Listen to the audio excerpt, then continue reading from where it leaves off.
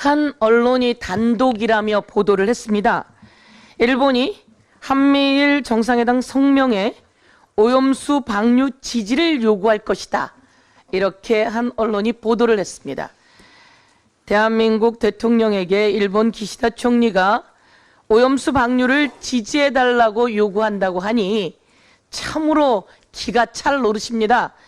도대체 대한민국 대통령이 얼마나 우스웠으면 대한민국 국민의 열의 9이 반대하는 원자력 발전소 방사능 오염수 방류를 국민이 다 반대하고 있는데 그것을 대한민국 대통령에게 지지해달라고 요청을 한다는 보도가 대한민국 언론에 크게 나왔으니 대한민국 대통령이 얼마나 일본에 우습게 보였는지 참 기가 찰 노릇입니다.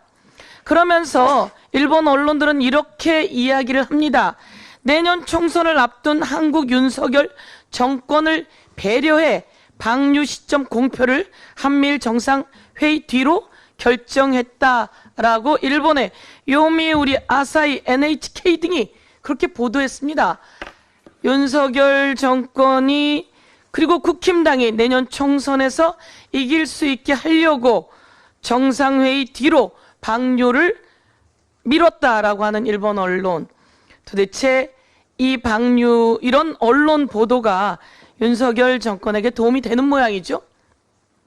어쩌면 윤석열 정권이나 국힘이 이런 게 도움이 된다고 그렇게 해달라고 한 것은 아닌지 그럴 리는 없겠지만 참으로 기가 찰 노릇입니다. 윤석열 정권은 일본의 역사를 갖다 바치고 국익도 갖다 바치고 그리고 일본의 총선 배려를 받는 모습입니다. 참으로 망신스러운 이야기입니다. 우리 정부는 이렇게 이야기합니다. 방류 시기는 일본이 결정에 책임질 사안이며 지지 표명도 어렵다는 입장입니다. 라는 식으로 우리 정부가 이야기를 하는데요. 이렇게 이야기하면 안 되죠. 방사능 오염수 방류 안 된다. 이렇게 이야기를 해야죠. 원자력 발전소 폭발로 녹아내린 노심과 직접 접촉한 오염수 방류는 세계 역사상 처음입니다. 이렇게 폭발로 녹아버린 노심과 직접 접촉한 오염수는 60가지 이상의 방사능 핵종이 있습니다. 이런 것을 바다에 직접 방류하는 것은요, 냉각수 방류와 다른 겁니다. 역사상 처음 있는 일입니다. 호주, 뉴질랜드, 파푸니기아 등 태평양 도서국 모두 다 반대하고 있습니다. 대한민국이 안 된다 이렇게 이야기를 해야 합니다. 일본의 언론도 이렇게 이야기했습니다.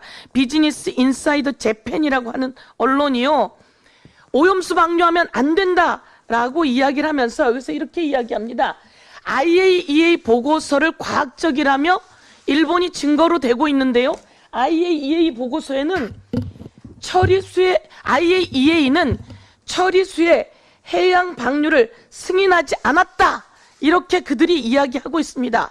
그래서 제가 다시 한번 IAEA 보고서를 다시 한번 훑어봤습니다.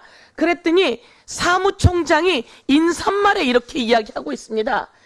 해양 방류 관련해서는 일본 정부의 국가적 결정이며 이 보고서는 그 정책을 권고하거나 지지하는 것이 아니다라고 하는 점을 확실히 밝혀둔다. 이렇게 IAEA 보고서 서문에 또 써 있습니다. 한 번 더 확인했습니다.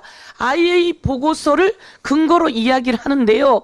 이 사무총장조차 우리는 권고하거나 승인한 적이 없다라고 이야기한 것을 다시 한번 말씀드리겠습니다. 절대 해서는 안 된다. 윤석열 대통령은 가서 안 된다. 안 된다 이렇게 이야기하십시오. 그렇지 않으면 역사가 평가할 것입니다. 한 말씀 더 드리겠습니다. 잼버리 관련해서 왜 잼버리는 온 세계의 청소년들이 도전하고 그리고 각국 나라 청소년들과 함께 교류하는 것입니다. 이 교류하는 장에 그들을 숲속에 그리고 현장에 텐트 치고 그리고 야영하게 하는 그런 훈련들입니다. 그런데 왜 이렇게 쉬운 잼버리가 이렇게 어려운 일이 되었을까요? 그리고 온 세계가 문제가 있다고 지탄을 보내고 있는데 그 시작을 제가 말씀드리겠습니다. 잼버리가 시작되었습니다. 그 자리에 대통령 내외가 가기 시작했습니다.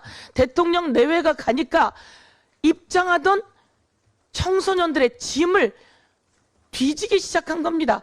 조사하기 시작하고 검사하기 시작하면서 줄이 계속 늘어졌습니다.